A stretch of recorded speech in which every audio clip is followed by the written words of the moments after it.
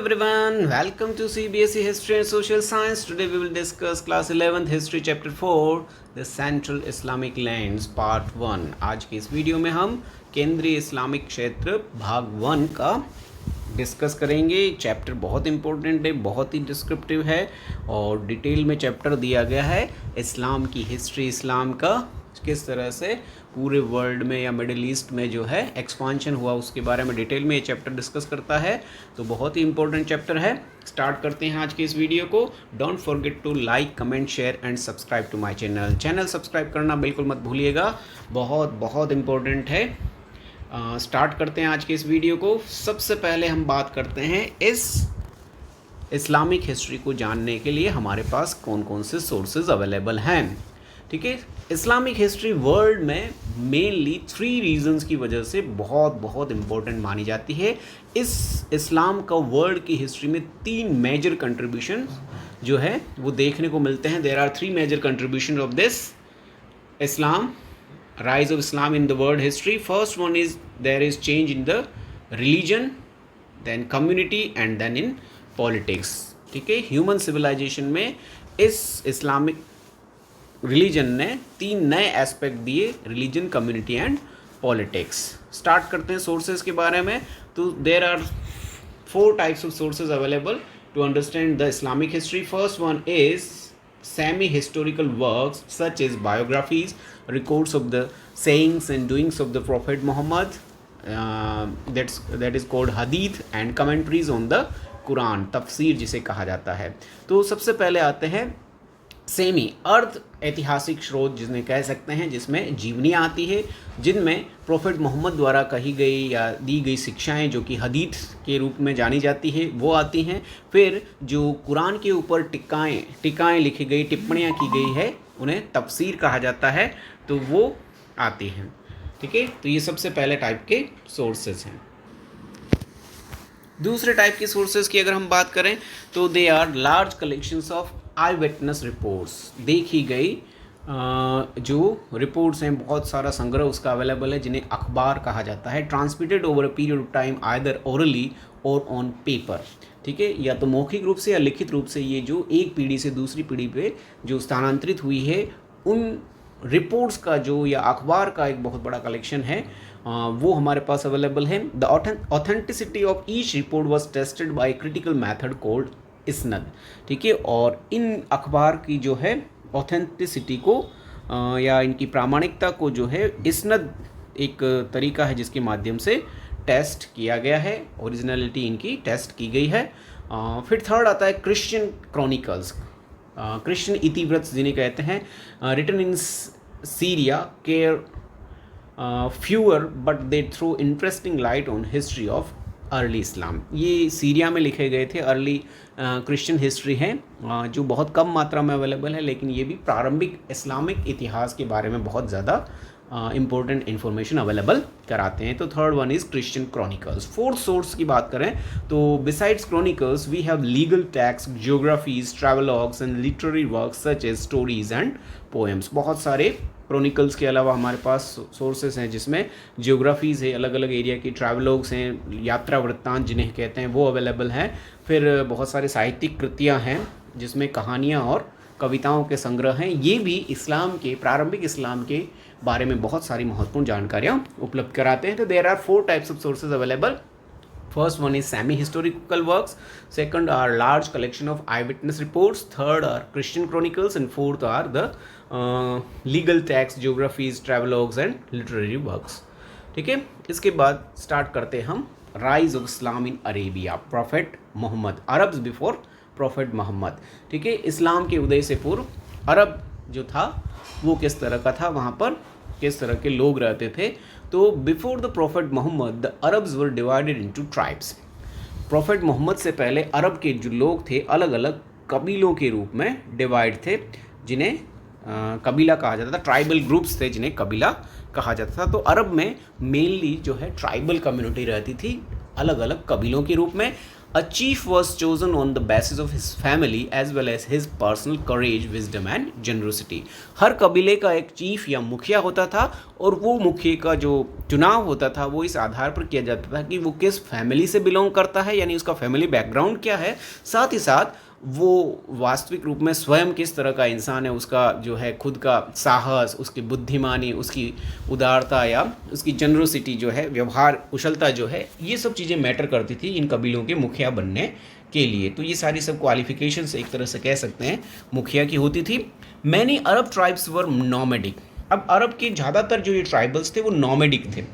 ठीक है, नॉमेडिक का मतलब होता है those people who move one place to another place in search of their food और लिवलीहुड, जो अपने आजीविका की तलाश में एक प्लेस से दूसरे प्लेस पर घूमते फिरते रहने वाले लोगों के समूह को ही जो है नॉमेडिक या हिंदी में इसे कहते हैं खाना बदोश। ठीक है, तो यहाँ के जो ट्राइब्स थे वो मेनली नॉमेडिक टाइप के थे जिन्हें बेदुइन्स कहा जाता है। ठीक है, ये बेदुइन लोग moving from dry to green areas on the desert in search of food. ये जो नॉमेडिक पीपल अरब के थे ये जो है ड्राई एरियाज से, सूखे शुष्क क्षेत्रों से इस मरुस्थल में पाए जाने वाले हरे क्षेत्र या जो हरे भरे क्षेत्र जिन्हें ओएसिस कहा जाता था, मरुद्यान कहा जाता था, उन क्षेत्रों की तरफ जो है सीजनल मूवमेंट करते थे और जो कि उनके भोजन की तलाश के लिए होता था कि जो है शुष्क दिनों में या वर्षा कम होती थी उन दिनों में पानी और भोजन अवेलेबल नहीं होता था, तो ये लोग इस तरह से ओएसिस की तरफ मूवमेंट करते थे। तो इस अरब एरिया में बेदुइन्स रहते थे जो नोमैडिक ट्राइब्स थे और ये जो है एक जगह से दूसरी जगह घूमते फिरते रहते थे। Some settled in cities in practice trade और agriculture.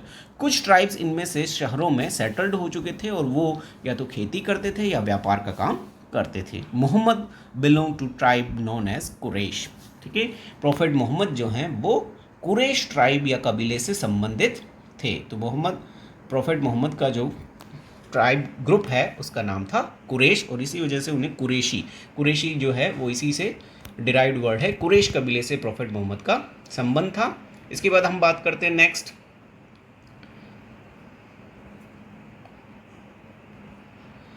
Life of prophet Muhammad. Prophet Muhammad की लाइफ किस प्रकार की थी? तो AD 571 से 632 तक इनका टोटल लाइफ स्पेन रहा था।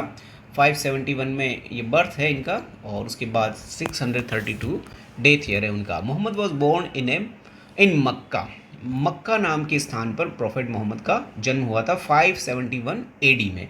ठीक है, in present day Saudi Arabia. ये जो मक्का है सऊदी अरेबिया में है। टू ए मर्चेंट फैमिली, इनका जो परिवार था ये कुरैश ट्राइब के थे लेकिन इनकी फैमिली जो है वो व्यापारिक परिवार था, व्यापार का काम करती थी। His parents died when he was young and he ended up living with his uncle who was a merchant and he became a कारवा मैनेजर।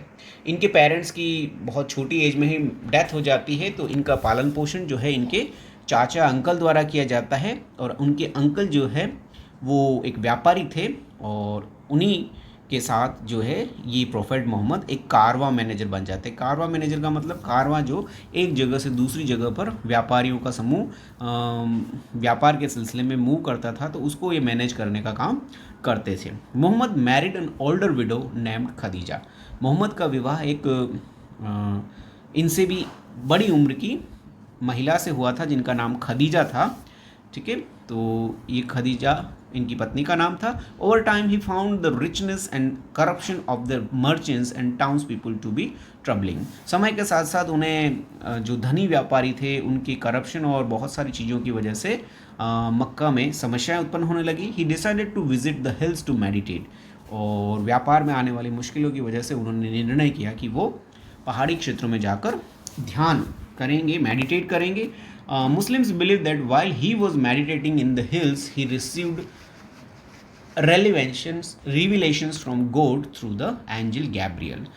मुस्लिम्स ये मानते हैं कि जब प्रॉफेट मोहम्मद पहाड़ी क्षेत्र में मेडिटेट कर रहे थे, ध्यान लगा रहे थे, उसी समय भगवान द्वारा या गॉड या अल्लाह द्वारा दी गई शिक्षाएं उन्हें गैब्रियल के माध्यम से प्राप्त हुई। तो एंजल गैब्रियल ने प्रॉफेट मोहम्मद को अल्लाह भगवान से संबंधित जो भी बातें थी वो उन्हें शिक्षा जो है दी, शिक्षा दीक्षा प्रदान की, गैब्रियल के माध्यम से ये प्राप्त हुई। इसके बाद मोहम्मद को जब ये रिवलेशन हो गया, गॉड का जो ज्ञान है एक तरह से प्राप्त हो गया, अल्लाह का ज्ञान प्राप्त हो गया, परम सत्य या ज्ञान की प्राप्ति हो गई, तो the final revelation became the religion of इस्लाम। ठीक है, उनको द्वारा जो ज्ञान प्राप्त किया गया वही जो है एक तरह से इस्लाम रिलीजन बना। उन्होंने जो शिक्षाएं या जो मैसेज गैब्रियल से उन्हें मिला था वही एक तरह से इस्लाम बना।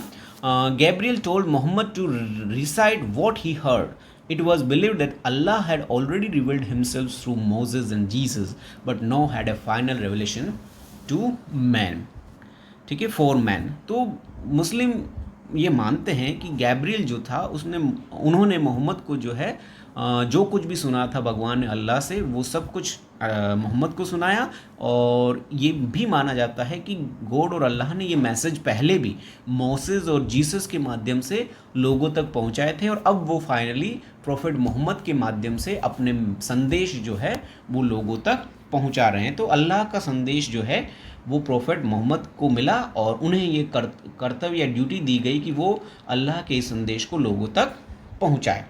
ठीक है, और यही जो प्रोफेट मोहम्मद को जो रिविलेशन हुआ वही इस्लाम रिलीजन बना, which means submission to the will of God. Islam का मतलब होता है गॉड या अल्लाह के प्रति समर्पित हो जाना। इस इस्लाम रिलीजन का सबसे मेन जो धार्मिक पुस्तक है उसे कुरान कहा जाता है, और Quran is the holy book of Islam. ये पवित्र धार्मिक पुस्तक है इस्लाम की। इज़ रिटन इन अरेबिक, ये अरेबिक भाषा में लिखी हुई है, which was the language of Muhammad, और ये अरेबिक लैंग्वेज ही प्रॉफिट मोहम्मद की भाषा थी। इसी भाषा में उन्होंने अपने उपदेश दिए थे। The Quran contains ethical guidelines and laws by which Muslims followers of Islam should live their life. Quran actually जो है वो एक तरह से मुसलमानों के लिए गाइडलाइंस है, निर्देशन है, और उन लॉज के माध्यम से जिसके माध्यम से एक मुसलमान को, एक मुस्लिम व्यक्ति को अपना जीवन जीना चाहिए, वो सारे सब जो है इस कुरान में दिए गए हैं। दिशा निर्देश जो हैं वो इसमें लिखे गए हैं। The Muslim observance of Ramadan is to commemorate the recording of the holy text. और ये जो रमादान या रमज़ान का जो महीना हम कहते हैं वो इसी कुरान की रिकॉर्डिंग के पीरियड की याद में जो एक तरह से मनाया जाता है। ठीक है, फिर हम बात करते हैं आफ्टर द रिविलेशन। जब प्रोफेट मोहम्मद को गैब्रियल के माध्यम से अल्लाह का संदेश मिल गया, his revelation, he went to his wife Khadija. वो अपनी पत्नी के पास गए और वो सारा संदेश जो उन्हें गैब्रियल से मिला था उन्होंने अपनी पत्नी को दिया, और she was his first convert to the new religion. और वही खदीजा जो है इस्लाम में परिवर्तित होने वाली सबसे पहली इंसान बनी, यानी इस्लाम में परिवर्तित होने वाले सबसे पहले जो व्यक्ति थी वो प्रोफेट मोहम्मद की पत्नी खदीजा थी। He began to try to convert the people of Mecca to his message. उन्होंने मक्का के लोगों को अपने मैसेज के माध्यम से अल्लाह का जो मैसेज उन्हें मिला था उसके द्वारा कन्वर्ट करने की सोची, उनके विचारों को बदलने की सोची, बट ही वॉज अनसक्सेसफुल। ठीक है, मक्का में वो सक्सेसफुल नहीं रहे because of the opposition of wealthy merchants. जो उस शहर के धनी व्यापारी थे, उन लोगों के विरोध की वजह से प्रोफेट मोहम्मद को मक्का में लोगों को जो है अपने संदेश से परिवर्तित कराने में सफलता प्राप्त नहीं हुई। लेकिन the Muslim and their new religion had faced considerable opposition from the Meccans. ठीक है, मुस्लिम जो प्रोफेट मोहम्मद की शिक्षाओं को मान गए थे वो, और जो नए परिवर्तित लोग थे मुस्लिम धर्म में, उन लोगों को स्टार्टिंग में मक्का के लोगों से बहुत अधिक विरोध का सामना करना पड़ा। In 622 Muhammad was forced to migrate. 622 में प्रोफेट मोहम्मद को ज़बरदस्ती एक तरह से मजबूर होकर अपने फॉलोअर्स के साथ यत्रीब नाम की जगह पर जाना पड़ा, और यही यत्रीब बाद में एक नए नाम से जाना जाता है जिसे हम मदीना कहते हैं। मदीना से ये यत्रीब जो है 430 किलोमीटर दूर है, और यही यत्रीब जो है मदीना के नाम से जाना जाता है। The year of his journey marked the beginning of the Muslim calendar Hijra. ठीक है। और प्रोफेट मोहम्मद की यही मक्का से 622 में मदीना तक की जो यात्रा की जाती है, उसी समय से इस्लामिक कैलेंडर का प्रारंभ माना जाता है। और इस्लामिक कैलेंडर को हिजरा कैलेंडर या हिजरी कैलेंडर कहा जाता है, हिजरी एरा इसे कहा जाता है। तो ये प्रोफेट मोहम्मद की मक्का से मदीना की यात्रा से प्रारंभ माना जाता है। ठीक है। इसके बाद हम बात करते हैं next, rise of Islam in Arabia. In Yathrib, renamed as Medina, which means the city of the Prophet Muhammad, was accepted and gained followers. जब प्रॉफेट मोहम्मद मक्का से मदीना पहुँचे तो ये मदीना शहर में आकर उनको जो है बहुत सारे फॉलोअर्स मिल गए, या उनके जो नया इस्लाम रिलीजन था उनको बहुत सारे लोगों ने फॉलो करना स्टार्ट कर दिया। तो यहाँ से मोहम्मद को फॉलोअर्स मिलने लगे। One of the groups which converted to the new religion of Islam were the Bedouins. और इस जगह पर जो यहाँ के ट्राइब्स थे अरब के, जिन्हें बेदुइन्स कहा जाता था, वो लोगों ने इस नए इस्लामिक धर्म को बहुत जल्दी एक्सेप्ट कर लिया। This new community became the first to practise the religion. और यही बेदुइन्स जो है इस इस्लाम को एक्सेप्ट करने वाली पहली कम्युनिटी थी, पहला समाज था जिसने इस्लाम को एक्सेप्ट किया। आफ्टर सेवरल ईयर्स, अब मक्का में रहते रहते बहुत वर्षों में उन्होंने पूरे मक्का को एक तरह से इस्लाम में कन्वर्ट कर लिया। और धीरे धीरे अब इस्लाम को फैलाने के लिए, इसके लिए पॉलिटिकल पावर्स की भी ज़रूरत थी। तो धीरे धीरे अपने इस इस्लाम रिलीजन को पॉलिटिकली भी उन्होंने स्ट्रॉन्ग या एस्टेब्लिश करने के प्रयास शुरू कर दिए। और कुछ ही समय में जो प्रोफेट मोहम्मद है वो मक्का में मदीना में मुस्लिमों के न सिर्फ स्पिरिचुअल लीडर बल्कि पॉलिटिकल लीडर भी बन गए। और यहाँ पर जो इस्लाम और स्टेट जो है दोनों ही सेपरेट संस्था न होकर एक ही थी, जहाँ पर राज्य भी इस्लाम था और उसका मुख्य रिलीजन भी इस्लाम था। जैसे चर्च और स्टेट के अलग अलग पावर्स रहते थे, उस तरह की व्यवस्था यहाँ इस्लाम में नहीं रखी गई। ही रेज्ड एन आर्मी, यहीं पर प्रोफेट मोहम्मद ने मदीना में ही एक मुस्लिम आर्मी, एक बहुत बड़ी आर्मी जो है उसको स्थापित किया। और उसकी सहायता से कुछ ही समय में उन्होंने फिर से मक्का को जीत लिया। जिस मक्का से उन्हें भागना पड़ा था उसी मक्का को उन्होंने जीत लिया। और यहाँ से फिर मक्का और मदीना दोनों जो है धीरे धीरे इस्लाम में कन्वर्ट हो गए। मक्का की इस्लाम में बहुत बड़ी इम्पोर्टेंस है। और इस्लाम के प्रारंभ होने से पहले भी मक्का जो है इस सऊदी अरेबिया का एक प्रमुख स्थान रहा था।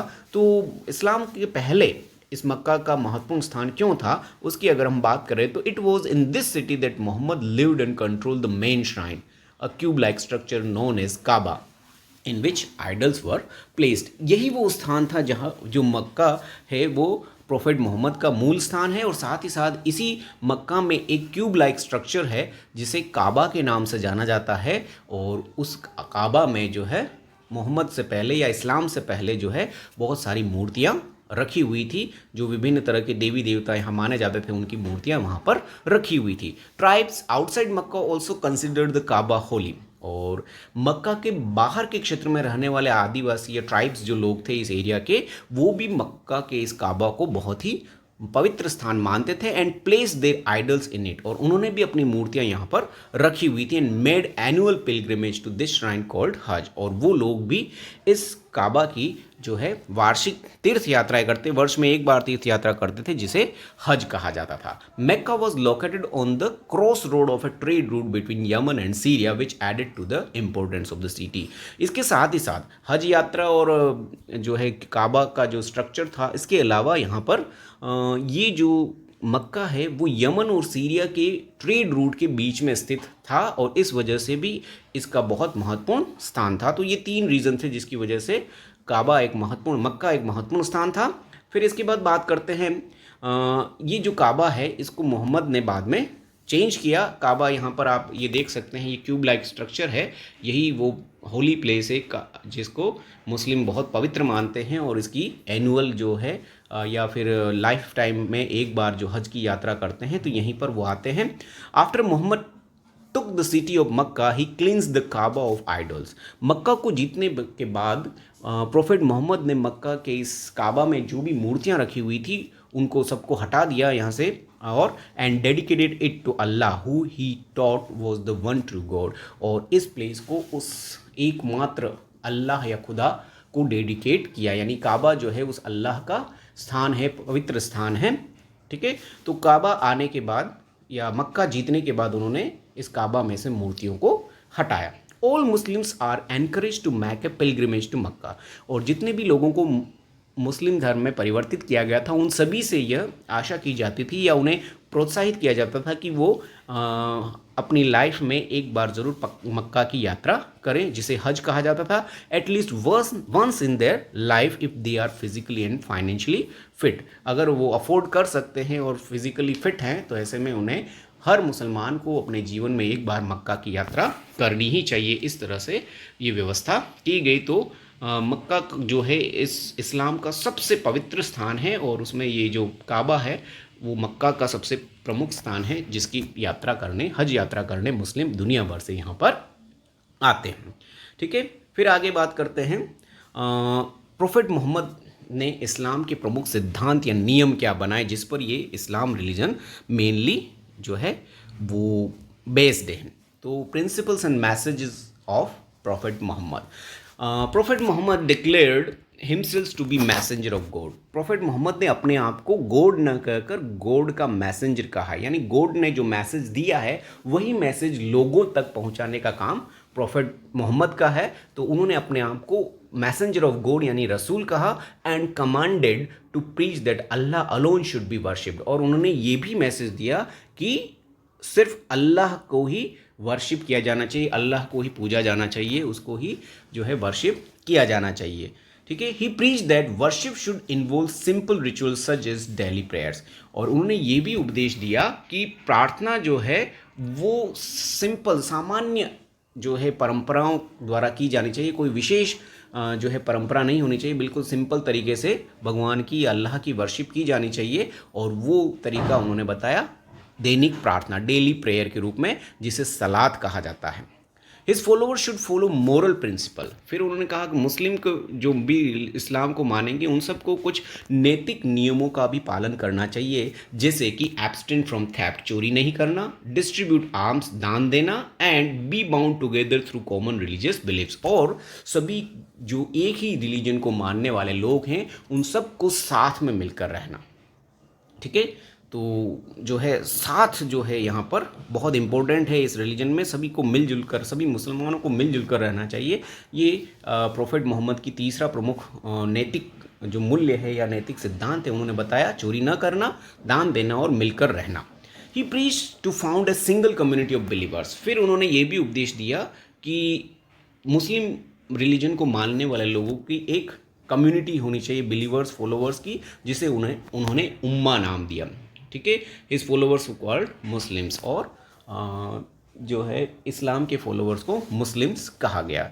दे were promise salvation on the day of judgment. Prophet Mohammad ने उन्हें ये विश्वास दिलाया कि जब क़यामत का दिन आएगा, यानी कि मृत्यु का दिन आएगा, तो प्रत्येक मुसलमान जो है उसको मोक्ष प्राप्ति या मुक्ति की प्राप्ति हो जाएगी, and a share of the resources of the community while on earth. और जब तक वो जिंदा रहेगा तब तक इस पृथ्वी पर जो भी संसाधन अवेलेबल है, रिसोर्सेज अवेलेबल है, उसमें उन कम्युनिटी या जो भी समाज है उसमें उसका भी शेयर होगा, यानी जिंदा रहते हुए सारे रिसोर्सेज में उसको शेयर मिलेगा और मरने के बाद जो है उसको सैल्वेशन प्राप्त हो जाएगा। ये विश्वास प्रत्येक मुसलमान को प्रोफेट मोहम्मद द्वारा दिया गया। तो ये प्रमुख सिद्धांत हैं इस इस्लाम रिलीजन के, जो प्रोफेट मोहम्मद द्वारा स्टार्ट किए गए। फिर प्रोफेट मोहम्मद की और शिक्षाएं क्या थी? इस्लाम इज़ मोनोथीस्ट। इस्लाम जो है एक ईश्वर को मानने वाला, एक भगवान या खुदा को मानने वाला धर्म है, लाइक जुडाइज्म एंड क्रिश्चियनिटी। और ये ज़्यादातर यहूदी और ईसाई रिलीजन या क्रिश्चियनिटी से मिलता जुलता है, जहाँ एक ही ईश्वर को माना जाता है। तो इस्लाम भी उसी टाइप का रिलीजन है। Islam teaches a belief in an afterlife. Those who hope to achieve this afterlife must submit to the will of अल्लाह।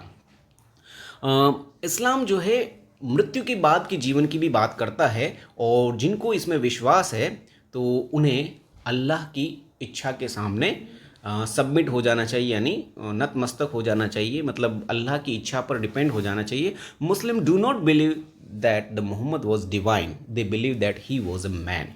एक और बहुत महत्वपूर्ण चीज़ है कि मुस्लिम रिलीजन में प्रॉफिट मोहम्मद को डिवाइन, पवित्र या गॉड लाइक नहीं माना गया है, उन्हें एक इंसान ही माना गया है। तो Mohammed was a man, not a divine soul. Islam is seen not just as a religion but as way of life. Islam जो है वो एक धर्म नहीं है, ये जीवन जीने का एक तरीका है, जीवन जीने का एक माध्यम है, एक मार्ग इसको माना गया है। Muslim feel that in order to achieve salvation that they must obey the will of Allah और गॉड। मुसलमान या मुस्लिम लोग ये मानते हैं कि मोक्ष प्राप्ति के लिए उन्हें अल्लाह की इच्छा को मानना होगा, उसे फॉलो करना होगा। अल्लाह की जो इच्छा है उसी के अनुसार अगर वो करेंगे तो उन्हें ज़रूर सैल्वेशन या मोक्ष, मुक्ति प्राप्त हो जाएगी। In order to do this, they must follow the 5 major principles of Islam known as the 5 pillars of Islam। और अल्लाह की इच्छा को मानने के लिए प्रत्येक मुसलमान को जो है 5 प्रमुख सिद्धांतों का पालन अवश्य करना चाहिए, जिन्हें इस्लाम के 5 पिलर्स कहा जाता है। ठीक है, 5 पिलर्स ऑफ इस्लाम कौन कौन से हैं, अब इनको हम देखते हैं। तो the 5 pillars of Islam are: number 1, declaration of faith, अपने विश्वास की घोषणा कि Muslim must state that there is only one God and that is Allah and Mohammed is his prophet. पहला, यह विश्वास कि हर मुसलमान जो है एक ही भगवान को मानेगा जिसे अल्लाह कहा जाएगा, एंड प्रोफेट मोहम्मद जो है उनके पैगंबर या रसूल माने जाएंगे, यानी मैसेंजर हैं। ठीक है, ये विश्वास प्रत्येक मुसलमान को रखना है कि there is only one God and Prophet Muhammad is his पैगंबर और मैसेंजर। ठीक है, सेकंड जो प्रिंसिपल है इस्लाम का, that is daily prayer. Every Muslim must pray 5 times a day, every Muslim must pray 5 times a day facing the Kaaba in Mecca. ये उनका एक बहुत बड़ा प्रिंसिपल है, महत्वपूर्ण प्रिंसिपल है कि प्रत्येक मुसलमान को दिन में 5 बार जो है प्रे करनी चाहिए, और ये प्रे जो है काबा की दिशा की तरफ मुंह करके की जानी चाहिए। जो मक्का में काबा है उसकी तरफ मुंह करके की जानी चाहिए। तो दुनिया भर के मुसलमान जो हैं वो डिफरेंट डायरेक्शन में मुंह करके ये नमाज़ पढ़ते हैं, जिस डायरेक्शन में भी मक्का होता है। जैसे इंडिया में ये जो मक्का है वो वेस्ट डायरेक्शन में है, पश्चिम दिशा में है, तो भारतीय मुसलमान जो है पश्चिम दिशा की ओर मुंह करके नमाज़ करते हैं और पढ़ते हैं। और बाकी दुनिया के दूसरे देशों में, जैसे अमेरिका में ये ईस्ट दिशा में है, तो अमेरिका में मुस्लिम जो है पूर्व दिशा की ओर मुंह करके नमाज़ पढ़ते हैं। लेकिन कंडीशन ये है कि प्रत्येक मुसलमान को जो है नमाज़ पढ़ते समय काबा की दिशा की तरफ मुंह करके नमाज़ पढ़ना चाहिए, और दिन में 5 बार पढ़ना चाहिए। 5 बार पढ़ने के टाइम क्या है? प्री डॉन जो है सूर्योदय से पहले का समय है, तब पढ़ना चाहिए। नून यानी जो है दोपहर का टाइम है, आफ्टरनून है, उस टाइम पढ़ना चाहिए। सनसेट के समय, सूर्यास्त के समय पढ़ना चाहिए, और शाम के समय जो है रात होने से पहले का जो समय है उस समय ये नमाज़ पढ़नी चाहिए, सोने से पूर्व पढ़नी चाहिए। ये इसके विभिन्न समय हैं जिसके अनुसार प्रत्येक मुस्लिम को नमाज़ पढ़ना चाहिए। तीसरा काम जो है चैरिटी, यानी दान दक्षिणा का काम भी मुस्लिम रिलीजन में किया जाना चाहिए। Muslims are suppose to help others and donate part of their income to charity. मुसलमानों को जो है दूसरों की मदद करना चाहिए और अपनी इनकम का कुछ पार्ट जो है उन्हें दान में देना चाहिए, और इस काम को, ये दान देना जो है मुस्लिम में, उसे ज़कात कहा जाता है। चौथा जो प्रिंसिपल है मुस्लिम रिलीजन का, दैट इज़ फास्टिंग, उपवास। रमादान भी कहा जाता है इसे। Muslim must fast from sunrise to sunset during the holy month of Ramadan, which celebrate the recording of the Quran। ठीक है, प्रत्येक मुसलमान को रमज़ान के महीने में या रमादान के महीने में जो है सूर्योदय से लेकर सूर्यास्त तक उपवास रखना चाहिए।